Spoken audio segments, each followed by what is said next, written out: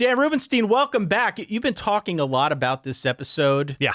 You sent me a Slack message earlier in the week. You can't wait to be Miss Independent. Is this something we should share with the Verballerhood? What does that mean? Are you just steering fully into Kelly Clarkson now? Where are we at? Yeah, everybody who celebrates the early aughts will understand that reference, Top 40 Radio. Early Kelly Clarkson, yes? 2003 Kelly Clarkson. 2003 Kelly Clarkson. So I was like a college sophomore or something. A lot has happened in life, Ty. A lot has happened since Kelly Clarkson released the Christina Aguilera written for B-side type song. If you want to call me Miss Independent, that's fine. I mean, Notre Dame celebrates its independence. What is the party line for Notre Dame with independence? It's our identity or something. It's very much their identity. I don't know what the party line is, but yeah, they're still proudly independent. Sure. As I've said many times over on this show, it's woven into the culture. Maybe that's what you're getting at. Woven into the culture of Notre Dame athletics, or on the football side for sure. They're proudly independent. Right. And at some point that may change when the money changes and when it makes sense to jump over to the Big 10 or the Big 12 or wherever. Sure. Certainly won't be the ACC at this point. But yeah, here we are. This is our independent show. On today's episode, we've got Notre Dame, the much-awaited Notre Dame preview that people have been asking about. We've got Wazoo, we've got Oregon State, and then we've got the U's. We've got UConn, we've got UMass. There are only 5 teams that we have not mentioned in some capacity. We have done our best to mention all of the others. Yes. With the time that we had allotted. Today's episode, we've got just 5. And it is the balance of college football, the remainder, the other 5 teams, as we've done 129 so far. Hey, sorry for the quick interruption, but it'd be incredible if you considered subscribing to the Solid Verbal YouTube channel right down below. In an election year, Ty, who is more coveted than those crucial independents, right? There it is. Let's jump in. Welcome to the Danger Zone. Notre Dame, Washington State, Oregon State, UMass, UConn. We had to pay the Fembot voice a little bit more to do a couple extra seconds to that VO. Yeah, that's true. At one point, we are going to go over the line and use one of those AI vocal replicators and have like Lizzie Kaplan introduce the Big 12 or something, and we will get sued. We will absolutely get sued. You and I will have a discussion ahead of time that said, I don't think Lizzie Kaplan's that litigious. She'd be cool with her voice introducing Kansas State 2028 football, and then she won't be cool at all. I had an idea way back when that we were going to have a voice clone of Kirk Ferentz do a bit here on the show, and I was really close to pulling the trigger on it. Yeah. And then shortly thereafter, shortly after I had the idea, it came out that a comedy podcast cloned Tom Brady and they got sued. Yes. And I was like, maybe I shouldn't do that idea anymore. Murky ethics. I don't want Kirk Murky Ferentz. ethics. Yeah. Kirk Ferentz to sue the Solid Verbal. That'd be bad press. Yeah. Anyway, hit follow, hit subscribe if you made it this far. Go back and listen to all of the preview episodes that we've been pumping out since the end of July. We've got some other fun stuff coming down the pipe here as we get a little bit closer to the season. Obviously, week 0 getting pretty big in the window. So it's going to be here before you know it. As it stands today, though, we've got 5 teams that we need to discuss. I've got Notre Dame, UConn, and UMass. You've got Washington State and Oregon State. Yes. Hit follow, hit subscribe. My last reminder. Forballers.com. Last reminder to go and check out what we offer on Patreon. I want to start with Wazoo and Oregon State. Because they are the remaining teams in the Pac-12, the so-called Pac-2. It is truly a unique situation in that all of their peers left. The other 10 peers in the conference left. They are in a weird spot, not only trying to figure out their future, but trying to figure out their present with how things stand and coaches and transfers and who they're playing, who they're not playing, where the money is coming from. There is a lot going on behind the scenes at those 2 programs for reasons that way I think we've already described. Yes.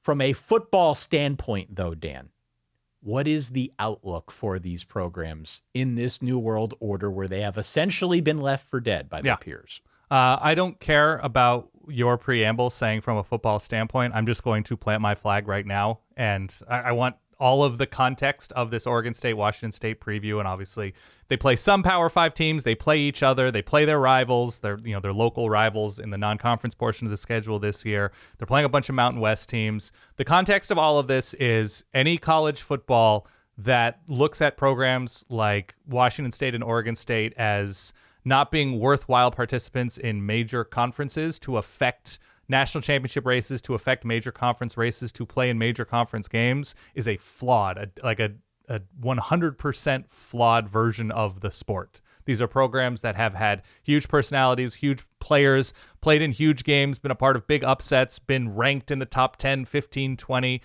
for multiple years. It is stupid and irresponsible for this sport to leave programs and programs specifically Oregon State and Washington State behind. That's all. That's all I want to say as a West Coaster. It's all stupid to me. Love college football. Love that these guys are going to play a schedule this year. Love that these guys have an opportunity to win a bunch of games. But I don't know. I'm not over it, and I don't know if I will get over it. It's stupid. Well, it is stupid. Yeah, and I don't know if I'm going to get over it either. I think it's obviously going to cut a little closer to the bone for you, being so you're from the West Coast. You went to a Pac-12 school. Former Pac-12 school. Yeah. Thank you for the clarification. Yeah. Former Pac-12 school. To hear that the conference went belly up in the manner that it did, that was a tough pill to swallow for everybody who's followed college football. But, I feel very bad for these two programs because, we go out on our Instagram or TikTok or wherever, and you'll see some of what you put together, some of the best moments in the history of Pac-12 after dark. Mm-hmm. Oregon State and Washington State have a storied past in Pac-12 after dark. Yeah. Okay. They still could for all we know, but it may not have the same national significance as it once did. That for me is a really, really tough thing to get my head around. I don't know if I'll get over it either. Yeah. I don't know. I know I belabor these types of points and have for the past year or whatever. But I don't know. Still feel that way. It's all silly. Okay. Did you want Wazoo or Oregon State to begin with? I want to start with Wazoo. Okay. Wazoo is interesting. They bring back both their head coach and both coordinators, which is not necessarily a given their circumstance within the sport that, one of, Ben Arbuckle or whoever, Jake Dickert would have found a home elsewhere in a bigger conference or a bigger situation. So they bring everybody back there. Last year's season for Wazoo was interesting. They were in a bunch of games. They lost some stupid games. And they, ultimately don't make a bowl game, and it was a down year. Cam Ward ends up at Miami.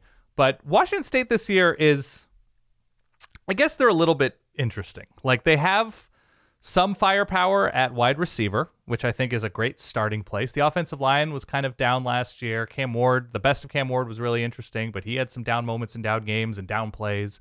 They weren't really a running team outside of Cam Ward.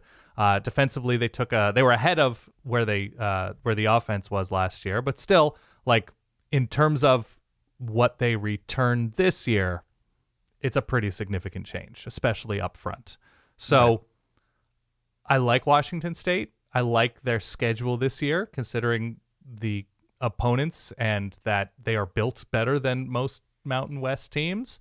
But I don't know. I'm still worried about where they are deficient, and that's along the offensive line. Doesn't appear to be all that improved, and we'll see on transfers. They've obviously hit the portal hard. Receivers in a good place. We'll see on running back, and made a lot of changes on the defense, both in terms of who they lost and who they bring back. And look, their schedule is fine. Like, we can go through their schedule if we want. It's Texas Tech. It's at Washington early. It's in Seattle, but it's at, I think, Lumen Field, where the Seahawks play. It's at Boise State, and then a bye at Fresno later on in the season, and they finish at Oregon State. So I think they can be a bowl team for sure this year. I think if quarterback works out, it's a battle between a longtime backup, I think it's John Mateer, and a transfer from Bryant, an FCS school. Promising transfer, but I'm on the record as never being terribly high on FCS quarterback transfers coming up. Despite what the best of Cam Ward was in transferring and Max to Washington Brosmer. State. Don't forget about Max Brosmer. Has not yet played a snap. 10 to 15 games of chess a day you sent me yesterday? I did see that, yes. I don't know. It's just, I would have liked to see Washington State somehow retain more than just coordinators and a head coach in terms of where they were on defense. The defense, once again, was ahead of the offense last year. And we're also talking about a Washington State team as I pull up last year's schedule. If you remember the Apple Cup, they were driving to win that game, or at least tie that game. They were in that game late. It was 24-21. And so they were in a bunch of those games, and I don't know. I don't think their record was fully indicative.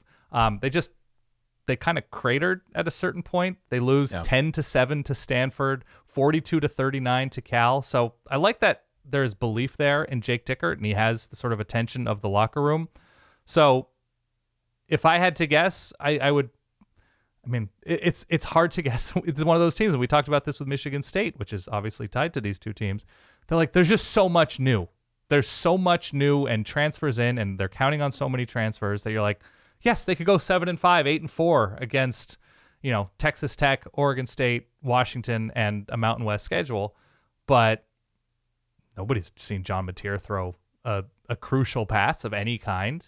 And I think we like Ben Arbuckle as an offensive mind, but we like Martin Stadium as a difficult place to play on the Palouse.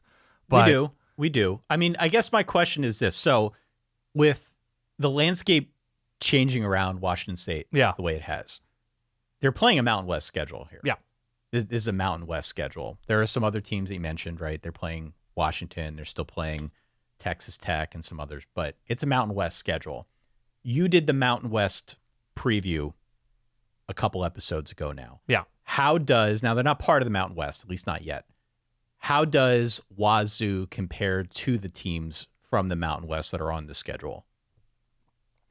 I think favorably in a lot of the cases, except for quarterback. Like, there's still a lot of questions. And these are still programs that are big enough, even if they're in that sort of gray, murky, purgatory space within the sport, where you're like, yes, you can get a rotation receiver from Oregon and Chris Hudson to come in and complement what they already have there returning. But at the same time, you're like, there's momentum with schools like Boise State and Fresno State. And, I mentioned Texas Tech and Washington, like Washington's starting over, but they bring back enough players and there's high level transfers coming in. Like Will Rogers is a much better option in this moment to be your starting quarterback than John Mateer or an FCS transfer coming in from Bryant. So like, you look at their schedule. Yes, they can beat Portland State. They can beat San Jose State. Maybe they can beat Fresno or Boise if they get them on the right. They have a bye before Fresno, and Fresno, starting late with an interim coach. Sure. Hawaii is promising. We'll see. It's at home. San Diego State, new school. Utah State, starting over. I say San Diego State, new school, new head coach. We'll see. New head coach, Sean Lewis. Right. Yeah. Utah State, interim situation. New Mexico, new coach. Wyoming, there is so much new on their opponents, or with regard to their opponents, that I don't know, the consistency at least of having coordinators and a head coach and systems in place, they can win 7-8 games. They should be a bowl team. I think double-digit wins is too far, given the higher level teams that they play in Washington and Texas Tech, and we'll see who else. Oregon State, of course. But yeah, this is a team that can go 7-5, 8-4 for sure, and make a bowl. And I think we still have Pac-12 bowl alignments. We do. That's not going to change, I think, for a couple years. So I don't know. I think they're in a decent place pending offensive line improvement in quarterback, which is pretty big asterisk to throw out there. The common bond, one of the other points of commonality, I should say, between Wazoo and Oregon State is returning production. Mm-hmm. As you would expect, given all the turnover at both places, not the least of which is leaving a conference, these schools got destroyed in terms of what's walking out the door. And I think that's much more the case on the Oregon State side. Oregon State is 132nd nationally in returning production. 9 starters from last year entered the portal. They're really in a world of hurt. Not only that, they lost their coach, Jonathan Smith, who went to Michigan State. I think it's a different equation for Oregon State. I still think they compare favorably to the teams that are on their schedule from the Mountain West, maybe even to Wazoo. They're going to win 6 games. They're going to go to a bowl. They could challenge for 8 wins for all I know. Right. But it's a much different calculus for Oregon State this year, especially with the losses that they have, which I think far exceed what Wazoo has to deal with. Yeah, Oregon State to me has been a more consistently strong program. They had the down couple years with Gary Anderson, but post-Leach, Wazoo has been pretty tricky and has been a weekly wild card. Obviously, they go 5-7 last year. Oregon State wins more games, is close in a number of games. Like, you can look at, they get killed by Oregon at the end of the year, but it's like the weird first half ending against Arizona last year. It's the weird bad weather loss to Washington. I think it was like 3 points and 3 points and 2 points were their first three losses. So It was a team built to win a bunch last year specifically, and bringing in DJU. But you're right. In terms of returning production, in terms of the transfers, you can basically look at every position group on offense and defense and say they lost at least their two best players, either to the portal or to the end of their eligibility, NFL, whatever. And so offensive line was a strength. Now it's a huge question. Receiver, losing transfers, highlighted by Silas Bolden, done. Damian Martinez at running back to Miami. Yep. Awful, that they had that running back depth, and now it's we'll see. Quarterback in DJU to Florida State, and you look at the transfers to USC. It's just every level of Oregon State has been systematically decimated by the modern era of college football. And so it's really brutal to see what's happened to this roster. It's probably not an accident that their new offensive and defensive coordinators and joining Trent Bray are both Oregon State alums, because they've been hurt in a very specific way. And even losing Jonathan Smith, an alum to Michigan State, which can't really fault him for, given where he was in terms of a name within the sport, a coveted head coaching name. He was rumored to much bigger jobs. Sure. Before the Michigan State thing came about. Yeah. I mean, I remember when USC was looking for a coach, Jonathan Smith was a name that popped up and maybe caught some people by surprise. I don't think us, because he's a good coach and he's been on the West Coast and he knows what he's doing. He built that program up systematically. If he could do the same for Michigan State, all the better. But it does leave Oregon State in a bit of a lurch because so much is changing around them. You've got turnover, not just with the roster, but with the coaching staff. It's like Control-Alt-Deleting your entire football program at this point. So there is something interesting and more promising about Oregon State than Washington State to me in this moment.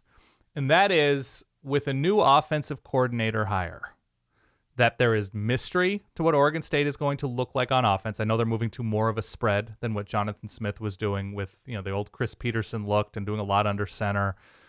That what they're going to look like at quarterback, even if it's Ben Gulbranson, who's still part of, as we record this, a three-way quarterback battle. Still there. Still there. Man, he feels like he's an eighth-year guy at this point. Been around for a minute.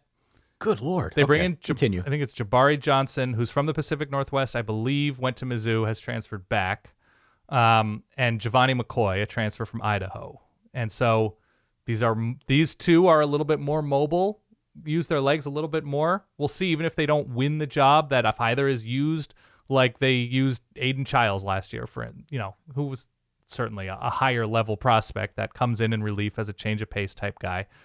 But that to me is at least interesting, that there is intrigue at quarterback in a way that Wazoo doesn't have, at least to me in this moment, that they could do something in a new system with perhaps some intriguing transfer talent on offense. But the downside is it's not plug and play. Everything is new for everybody, the people that return, the people who are coming in.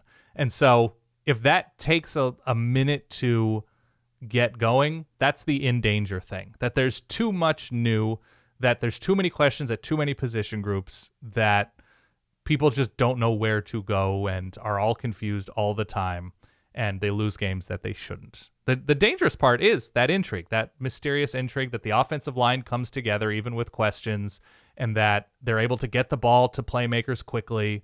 And I don't know. It's something. I don't know. That's interesting to me about Oregon State. They're at San Diego State. Oregon and Purdue early, all in a row. UNLV and at Cal in consecutive weeks. At Air Force, Wazoo, and finishing at Boise State. They've got some stretches. I think they can win 7 games if things work out, but I don't know. These are kind of new experiments within the sport. Well, let me ask you about that because I'm glad you brought that up. That's where I want to go next. We've seen it on occasion where a school from a group of 5 conference bumps up a level to a power conference. Actually, we've seen it a fair amount these last 5 years or so, right? That's not a new thing. But what we haven't seen is a power school going down a level, quote unquote, down a level. I don't mean that in a derogatory sense. Well, we saw it with Cincinnati in the Big East going to the American. Yeah. Kinda. But I feel like this is different because the Pac-12 is truly one of the Power 5, right? In the playoff era. It's just different. Sure. If both of those schools end up as a full member of the Mountain West, which seems to me like something of an inevitability, at least being in the same conference as many of those teams, even if it's called something else, does that not put them at an advantage given that they were at the power level? They've now been forced to come down a little bit because of the landscape changing around them. I would hope, and maybe it's wishful thinking, that because they've had that experience at that higher level, playing down a rung, if you want to call it that, should put them in an advantage compared to their competition. Is that flawed logic? Yes. These are 2 different teams than they were last year, right? This is not DJU throwing into the San Diego State defense, right? This is not Cam Ward throwing into the Utah State defense. This is potentially a Bryant transfer or a backup or whoever Oregon State selects. And Ben Branson has played a bunch, but he wasn't the reason Oregon State was winning a bunch of games a couple of years ago. So that to me is the difference, that those teams that they're playing, Boise State, whoever, Fresno State, they're also bringing in Power 5 transfers. And so I'm not saying that Washington State and Oregon State are constructed like Mountain West teams, but they're not constructed like they were last year. Yeah, it is different. It is different. And by the way, I think that's the right answer, but that's one of the thoughts that I have seen circulating. And again, it might be wishful thinking, but hey, you are at the power level now. Does that put you at an advantage if you go down to, a lesser conference, so to speak? It just feels like the structure has changed so much that it is a control-delete situation. And if and when they all end up in the same conference, they're probably on level footing. Yeah, I'm there with you. Like the foundation of both of these programs has been drilled through. And so I don't know how you can expect anything specifically. Like, I think the fans will be worked up in a good way, right? I think they're going to try to throw as much support, and the home field advantage will be nice, especially early on, as these teams. Oregon State hosts Oregon early on. I think they're going to get shellacked by the Ducks, but I think you're going to see energy in that stadium. So I think there are enough pieces there, and I believe in Jake Dickert and Trent Bray to be Power 5 quality head coaches. But then you look at the Mountain West, and they have a bunch of Power 5 quality. Like, either they have been or they have the promise to be someday. Like, I just don't want to denigrate the Mountain West, because the Mountain West has a bunch of good teams and has produced a bunch of good teams that can beat, Pac-10, 12 teams of yore. That's the hard part of this conversation. Any way I think we phrase it, it feels like they're moving down. And we love Mountain West football. Mountain West football has been a fabulous TV show these last couple of years. I don't want to denigrate it at all, but it does feel like a bit of a come down. If you're a Oregon State or a Wazoo fan, I don't know how it can't. No, and look, it's the difference to me between where the Mountain West has been, even at its best, and where a conference like, Big 10, Big 12, Pac-12, SEC, whatever, ACC, is that the best teams are much deeper. The best teams have higher level top talent, all-American talent, where it's a little bit more rare at a Mountain West school, and they certainly don't have the depth that some of the better teams and power conferences have. But like, we've seen the wins Boise State has, won. We've seen Fresno a couple of years ago goes to UCLA and wins with Jake Haener. Like, these are not terribly different conferences or levels. And so at their best, that like a great Mountain West team any given week can give a decent, power conference team a lot of trouble. So I don't know. I'd much rather be in the shoes of Spencer Danielson right now. I'd much rather be in the shoes of Barry Odom right now, where you have the continuity to like dissect what is and isn't working from last year because the roster is familiar enough. Whereas, I don't know, Oregon State and Wazoo just don't seem in this moment to have that luxury. Shall we talk some Notre Dame, Dan? Let's talk Notre Dame. Let's talk Notre Dame. 10-3 last season. Had the close loss to Ohio State that I don't really ever want to talk about again, if that's cool with you. Had the loss on the road at Louisville. Had the loss on the road at Clemson. Notre Dame enters the 2024 season as the preseason number 7 team in the AP poll that just came out. I'm assuming you saw that. I did. Given the schedule, given the roster, the expectation is that Notre Dame should be in this playoff, full stop. Anything short of a playoff berth for Notre Dame this season is a failure. If that is too strong of language for you, I understand. We're not always all on the same page. Right. This is how Ty feels. Mm-hmm. It would be an abject failure. They should be in the playoff with this team. I feel like you need to lead this conversation with Notre Dame by talking about the schedule, because you could not ask for a better schedule to get into this playoff. Per Bill Connolly, our friend for many years, who does these things, he says projected before the season, it is the 51st toughest schedule in the country. If you are a Notre Dame fan, even if you're not, this will be the popular talking point that folks will use against Notre Dame. They're going to take a dump on the schedule. Much like last season, it is a 3-game schedule. A lot of padding in between, but there are 3 biggies. Including a team they got run over by last year. Yeah. Including a team they got run over by. Okay. Talk about that. Yeah. And talk about, just let me vamp here. I've got a lot to get off my chest. The floor is yours. The 3 big games are Texas A&M week 1. Might be the showpiece of week 1, depending on your perspective. Home against Florida State, not until week 11, games at night. And then to close out the year, they go on the road, week 14 and square off against USC. Right now, those are the only 3 ranked teams in this whole schedule. You can make a case for Louisville. Yeah. Lost to Louisville last year. That game is at home. Louisville figuring a lot out on their own. We talked about that on our ACC preview. Still should be a pretty good team. I don't know if they're going to be quite as good as last year. They're on the road at Georgia Tech. Like, Georgia Tech's got a plucky offense. Okay, maybe. Yeah. That's a game that could be interesting for a while. They don't play any defense. They probably won't again this year. They're home against Virginia. You love Anthony Calandria, assuming he's the starter, and Virginia could be something of a pluckier team this year, but Notre Dame shouldn't lose that game at home. No, they should not. Otherwise, though, my list is NIU, Purdue, Miami, Ohio, Stanford, both Army and Navy. Yeah. And the craziest factoid of all, if you take nothing away from my diatribe here, take this away from it. Notre Dame plays 1 true road game between week 1 and week 14. I did see that. 1 true road game. Doesn't mean they're not away from home, but 1 true road game at an opponent's campus stadium. That's Purdue in week 3. That's pretty damn favorable. Oh, it's great. The haters out there are going to make this point.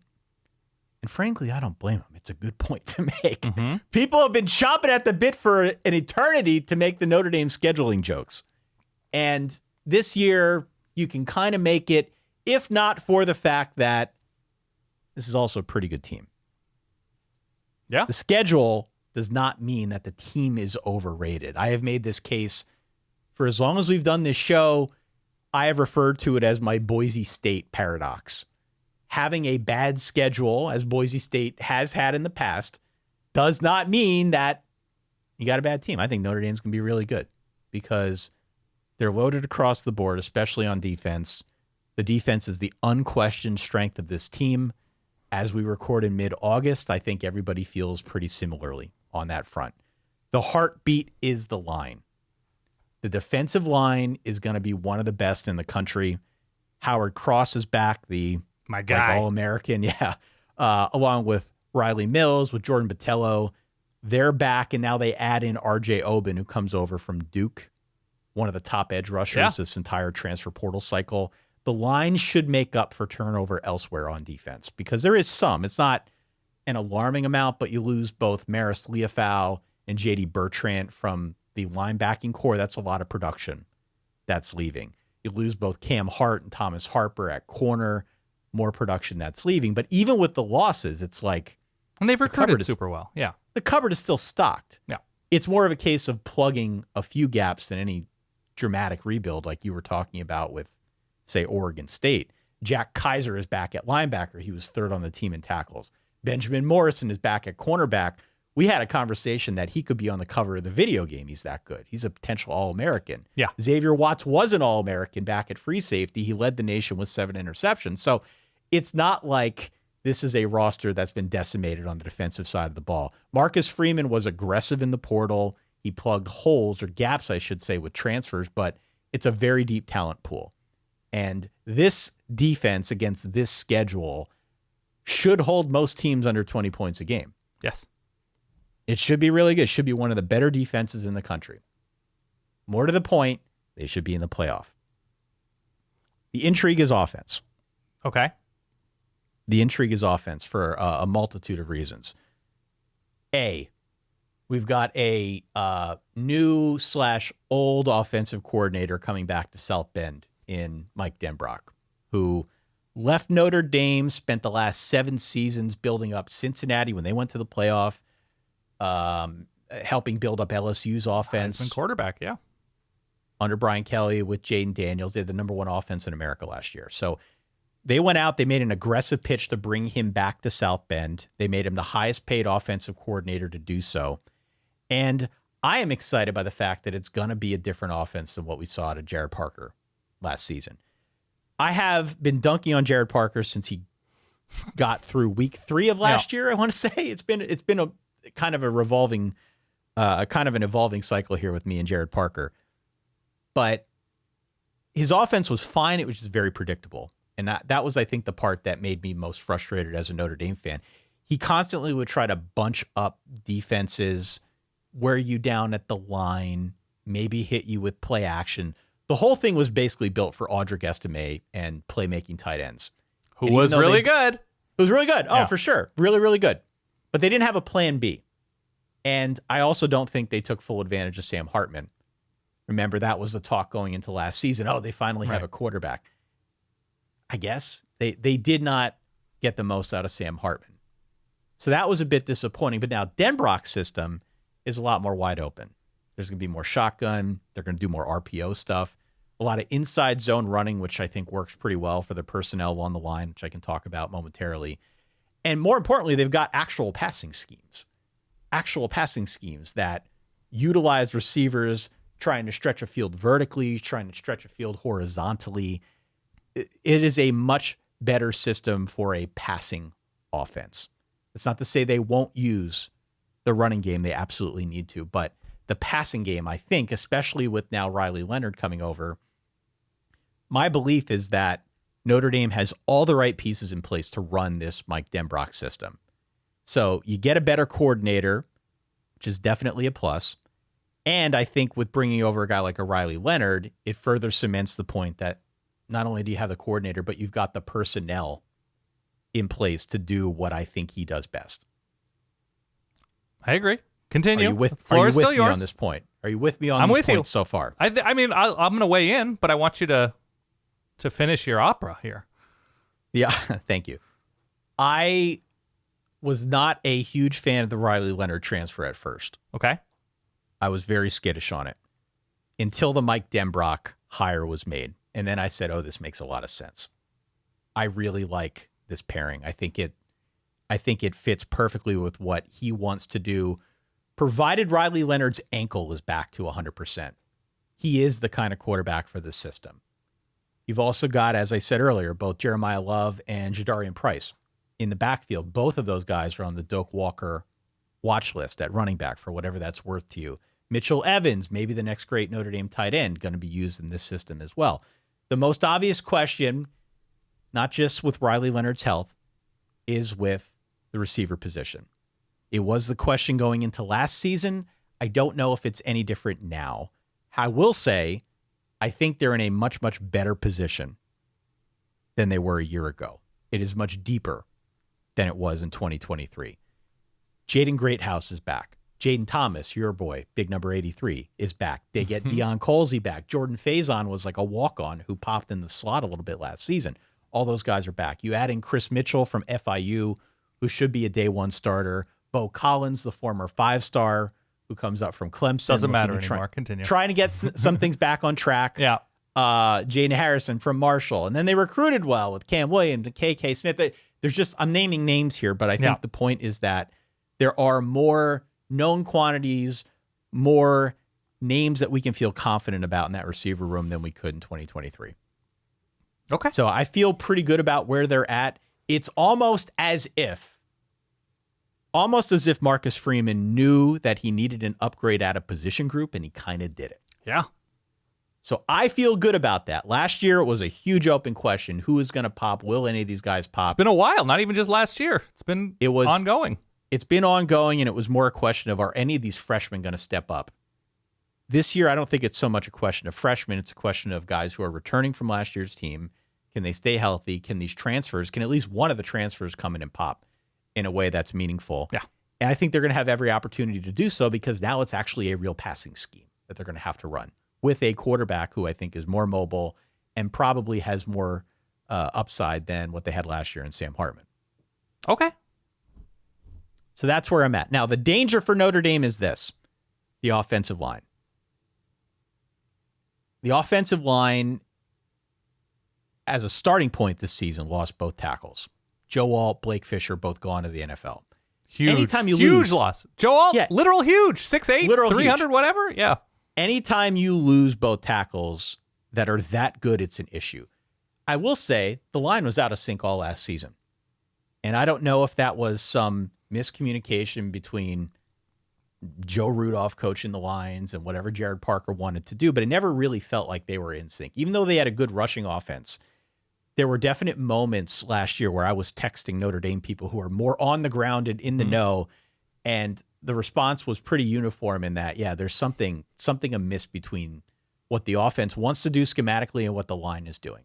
It seemed like they had an obvious heir apparent at left tackle in Charles Jagusaw, who was on the glide path to be the starting left tackle, but he went down last week with a torn pec, done for the year. This was like a shockwave in the Notre Dame community. Oh my God, what are they going to do here? Do they have the guys?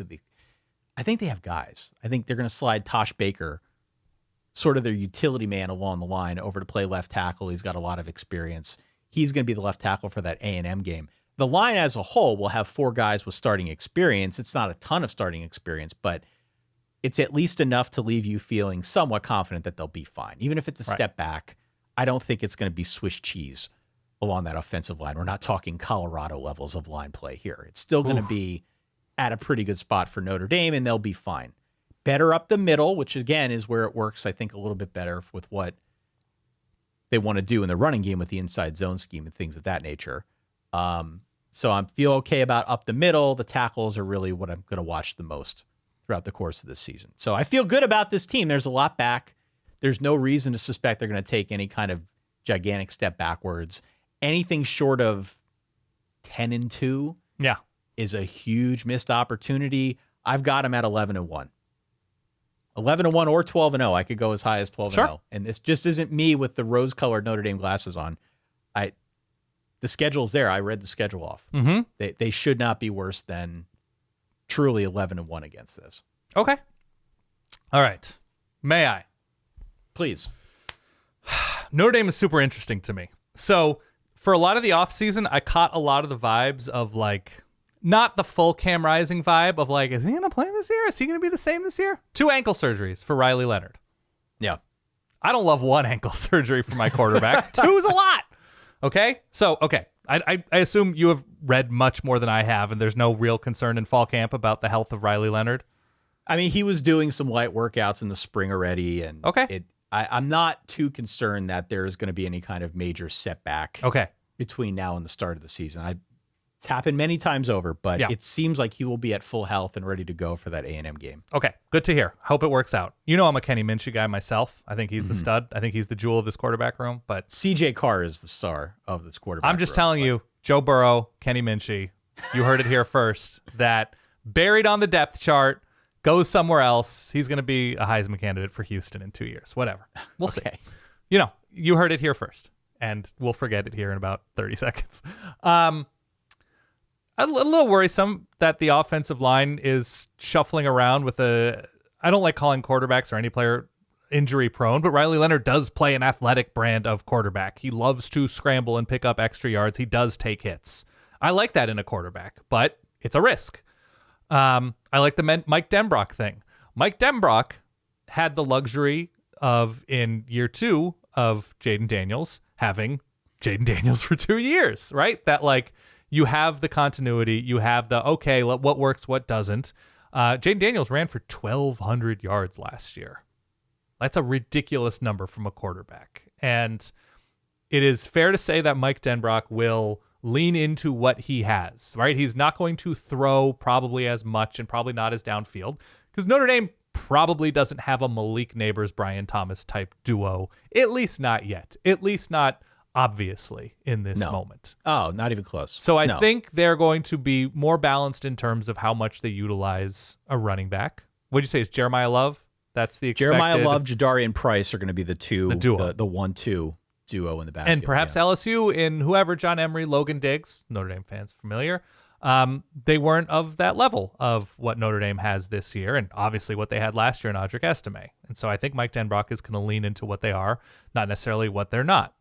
I don't have a lot of questions about this defense. I kind of trust where this defense is. And honestly, I think your evaluation of if Notre Dame is maybe a little bit worse than what potentially they could be and are better than what they are in danger of becoming, if they're somewhere in the middle, then they probably have the more talented quarterback defense combination than anybody on their schedule. All due respect to DJU Florida State, which is in South Bend, right? All due respect to Miller Moss and USC's hopefully improved defense. All due respect to Texas A&M in year 1. Notre Dame has the advantage of continuity there that, you know, whatever Texas A&M will eventually be, they're probably not going to show it in week 1 of the first year of Mike Elko. So I think you're right in saying that almost anything less than double-digit wins for Notre Dame is a huge disappointment. It's a failure. I think when you bring that defense in, whatever you think of Louisville or Virginia or whoever else on their schedule, Army, Notre Dame should be winning 10, 11 games. If Riley Leonard is healthy and has a decent offensive line and has slightly improved skill talent than where Notre Dame was these past couple of years. I mean, I think like running back's going to be a little bit worse because Audric Estime was barreling through dudes at 6-7 yards a carry. You know I'm on the Love train though. I know you are. I'm in the Jeremiah Love. I think Notre Dame's going to be really good. I think they're going to be really, really, really good. I still question whether they are going to be able to find the pop at receiver. There are guys who could occupy that space. But if we are talking about a playoff team, you'd like to have the sense of who's where and who's who. And Notre Dame's still kind of a mystery in that regard downfield. To me, you're much closer to this, so maybe I'm wrong. No, they are. They are. No, they are. They absolutely are. I think the general sentiment in the Notre Dame world is that everyone feels better about the receiver room. There are at least some known quantities coming back from a year ago. Right. And that in and of itself puts them in a better position than they were in 2023 when we had this conversation, because we didn't know anything about who was going to be out there, what they're going to do, and what it's going to look like outside of maybe tight end. This year, there are at least names. There are more known quantities. They have definitely made an effort to build up depth in the receiver room. Yeah. Both with guys they've got coming back that they were able to retain, with guys they brought over from elsewhere and others that they brought in from high school recruiting. Yeah. There are options in a way that make me feel more confident coming into the year. What does the system look like with this personnel? How does the line hold up given everything? That's sort of the open question for me. But I really like Riley Leonard in the system. I really like anybody other than Jared Parker, especially Mike Denbrock, who's got familiarity with the area and obviously was motivated to come back with the paycheck to try and build something now. This should be a playoff team. You like Al Golden, should be a by the way? playoff team. I do like Al Golden. Okay. Yeah, I do. Good. I think he's done a pretty good job, all things considered. I wonder if vision-wise, Marcus Freeman has a lot to do with where that offense was last year. And if he's, when you're a defensive guy, you like protecting your defense, right? You don't like pace necessarily. You don't like going downfield and riskier throws necessarily. You like giving your defense rest. You like playing field position a little bit more. That's stereotypical. I have no idea if that's a Marcus Freeman thing, but I wonder if last year's issues were accidental by design, that they didn't want to be that kind of offense. Now, you don't pay Mike Denbrock $2 million or whatever. You don't pay Mike Denbrock $2 million. To be conservative, the thing that bothered me the most about the Parker hire, and when we had this, not to rekindle the same old argument, but the thing that I expected last year was that the offense was going to look very similar to what they did with Tommy Rees. Mm-hmm. And that's not to say it wasn't similar. It certainly was in many facets, but it just wasn't as good. It didn't feel as good. It didn't feel like they were all synced up and on the same page. At least in the games that mattered. This was still like a top 14 offense or whatever nationally in terms of points per drive. Yeah. It felt even more telegraphed than I had been used to with Rees. Yeah. And Clemson had an excellent defense last year, by the way. For sure. Yeah. For sure. But that was the part that I think bothered me the most, separate from Marcus Freeman basically hired one of his best friends to be the offensive I get it. mind. If you were going to do that, he better be great. He better be good. And so I give him credit for going out there and being aggressive. First off, I don't know how Parker to Troy happened at all. We're not going to go there again. I already had that conversation. There's DNA shared between Neil Brown, Troy, and Jared Parker. Yeah. I guess. Whatever it takes, I'm glad it happened. Yeah. The fact that he went out and got Denbrock now, I think, is sort of the cold-blooded, strategic, win-at-all-cost mentality that Notre Dame fans needed to see from Freeman to feel confident that this program is on a good trajectory. Can I ask you a question that you might not know the answer to? This is just annoying speculation, which is sort of my brand, Ty. Sure. Did Marcus Freeman get Mike Denbrock, or did people above Marcus Freeman say, we got a guy? After Marcus Freeman was given the latitude to hire his guy, and according to Notre Dame people like you, didn't fully work out in big moments. Yeah. I mean, I think there were overtures to other offensive coordinators before they ended up hiring Jared Parker. So that's not to say there were. It's not to say he was the first choice. I don't think in retrospect he was the best choice. And I think with what the landscape looked like this year, Mike Denbrock was clearly the name to go out and get. Why would you not want to get this guy? My hunch is that it was a little of both. Freeman knew that the offense needed to improve, and so he was setting his sights high. Notre Dame people obviously had a familiarity with Denbrock. He's from the area. He'd been there before. Mm-hmm. He's coming off an incredible season with LSU and Jane Daniels. There's no reason that they wouldn't make the pitch to him to come on back home. I agree. Now, the change kind of happened on its own with Parker leaving, and I don't think it was going to happen on its own volition if he decided he wanted to stay. I don't think they would have fired him. I was convinced that they would, but it didn't look like they were going to. Yeah. The fact that he left, now giving them an opportunity to bring in somebody better, is fortuitous and definitely something that I think we're going to see on full display in week one. I hope we see on display in week one. Can I give you my 17-second preview now to come full circle? If people like can decide whether they liked your preview or my preview better? Yeah.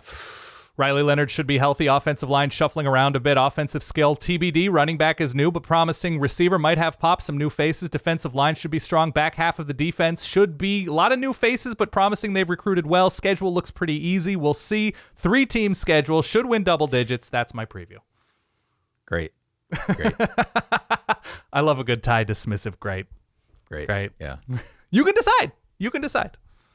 Let's talk UConn. 3-9 last season. It was Jim Mora's second year. They beat Rice, Sacred Heart, and UMass, Dan.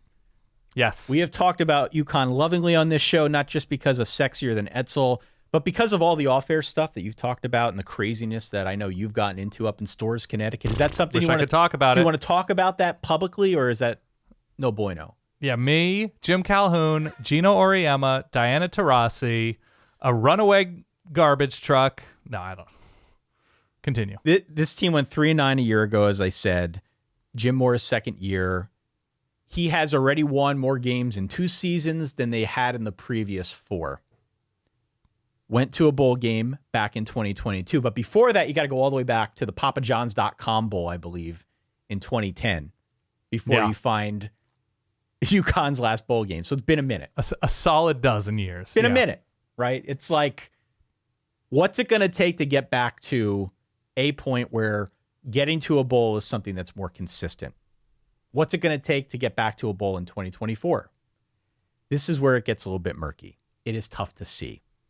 Even though this is a significantly easier schedule for UConn this season than it was in last, I think Bill Connolly had it at like 116th or so. It's not not a hard schedule. But Bill's also got him down for 4 wins, which feels about right to me. And I think there's a reason for that. The challenge at a place like a UConn is building depth and holding on to guys in this era of the portal. This year, they're down their quarterback, Quan Roberson. Christian Haynes, their All-American guard. Justin Jolie, their tight end who transferred to NC State. Jackson Mitchell, who was a linebacker who had 3 straight years of 100 or more tackles. It's just a lot to replace at a spot like UConn. So this year, they're trying to plug those gaps with the quarterback from Maine, with Nick Evers, who comes in. You remember him, the transfer from Wisconsin. He ended up at UConn. Yep. Skylar Bell, who also transfers in from Wisconsin, could maybe be that new guy at tight end, but it's just an uphill climb across the board, trying to plug those gaps and get them back to a point where they're winning 6 games or at least in the hunt for a playoff, for a bowl appearance, let alone the playoff. They're switching up a defensive coordinator, Matt Brock. You might recall his name from Mississippi State. They're going to a 3-3-5 this year. I'm always intrigued by the 3-3-5 Good. switch. Love a 3-3-5. I love the 3-3-5 switch, even if it doesn't work. It's just always fun to chart. It's an uphill climb for UConn. I've got them at 4-8 comfortably. A 4-8 season. I hope they start the guy from Maine, Joey Fignano. Great Italian name. Love it. Go Black Bears. Go Black Bears. But I think it's more of a struggle this season for UConn to try and get back to that point where they're at least in the hunt for any kind of playoff. Why did I say playoff again? Where they're in the hunt for any kind of bowl conversation. And last but not least, we got UMass, another team that went 3-9. Don Brown's second year. Notably, they are joining the MAC next season. They can't join soon enough because this schedule is murder for this team. If this team were playing a MAC schedule, it might be an altogether different conversation. Okay. But they're independent for one more year before they join. They've got the schedule basically of a team trying to qualify for the Fiesta Bowl. This is tough. They play the top 2 teams from the MAC in Toledo and Miami, Ohio, both on the road. Okay. They play 3 teams from the SEC. They're at Georgia, at Mississippi State. They've got a random home game against Mizzou, but they're on the schedule as well. They've also got a home game against Liberty, who could be the best team in all of the G5. Yep. It makes it kind of impossible for them to even consider getting to a bowl game this year.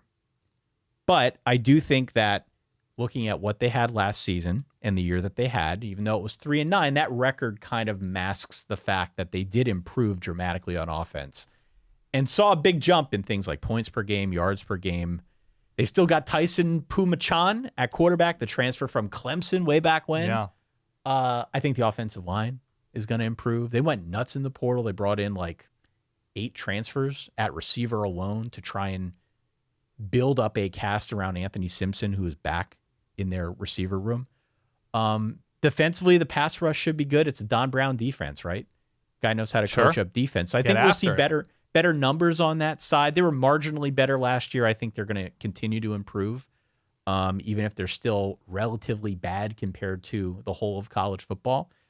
The issue for UMass is that they're going to be a dog in 10 games, and it's well-deserved.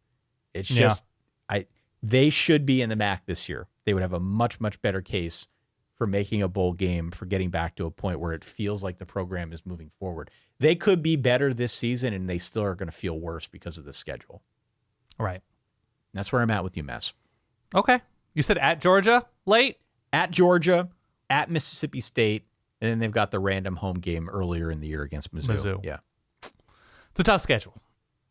It's hard. It's They're very rich. They're very wealthy scheduling like this.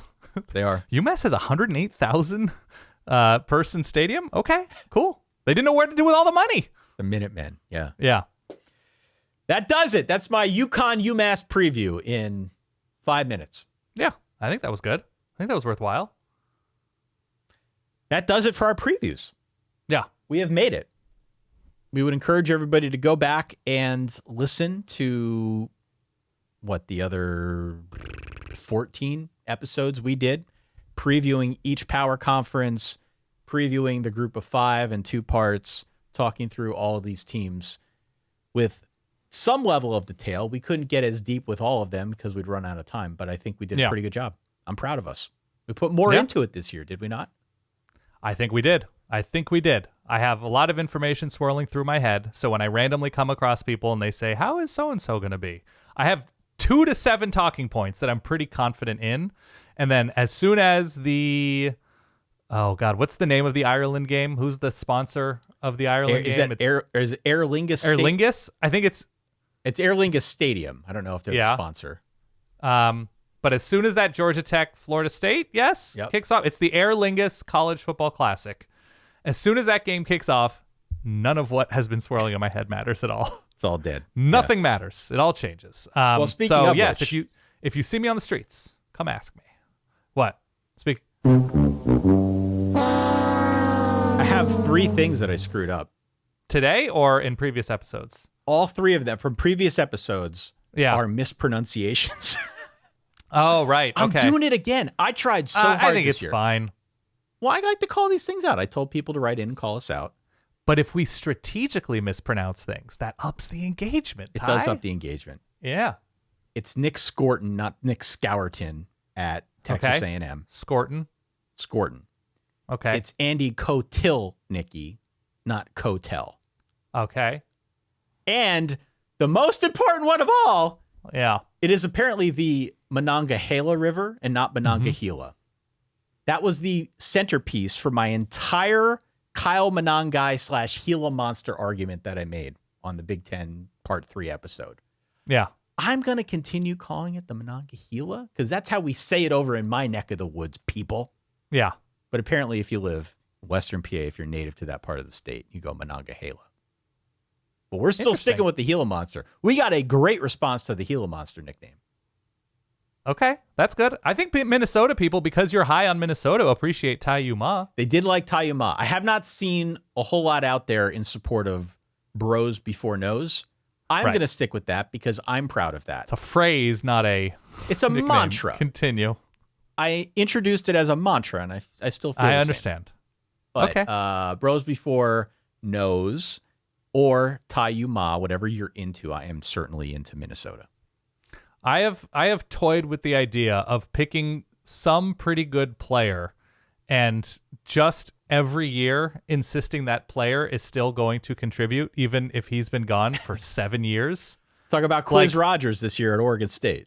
No, more recent than that. But I'll just start talking about Pat Freiermuth randomly when previewing Penn State. Be like, look, Julian Fleming, promising so far. It's week 4. We haven't seen anything from Pat Freiermuth, right? And see if I can slowly gaslight or do something to Penn State fans in that specific example. Yeah, I don't know who I would use it for elsewhere. We love Andy Kotelnicki, but really needs to use Mike Zero Gesicki. Usage of Anthony Fasano. Mike Gesicki. Anthony Fasano's been gone since 2014, Anthony Fasano is Notre Dame. Oh, excuse me. All your teams I get confused with. But yes, to just pick a random pretty good player who's been gone for plural years and every season insist that the offensive coordinator should be using, whoever more often. Beautiful. I love it. I think that would be just the most worthless exercise I could possibly think. And also on brand. Yes. Very, very much on brand for us. Look, am I crazy or I can see his face, but now I'm forgetting the giant Texas running back from a long oh my God. Donta Foreman? Yeah, Donta Foreman, yeah. Yeah. Just where is he? He's been on the Minnesota Vikings for a decade. Well, look, we made it 134 teams. I'm glad that we have gone on this journey together. I hope the people out there have found it useful. As always, you can write in solidverbal@gmail.com. Let us know what we missed. Let us know if there are any other reasons to play the losing horn. We'd be happy to do so. I have made note of all of the items that we threw in the volcano, and we will keep the volcano nearby in case there are other things, because we still need to talk about playoff predictions, which we'll do as the season gets a little bit closer.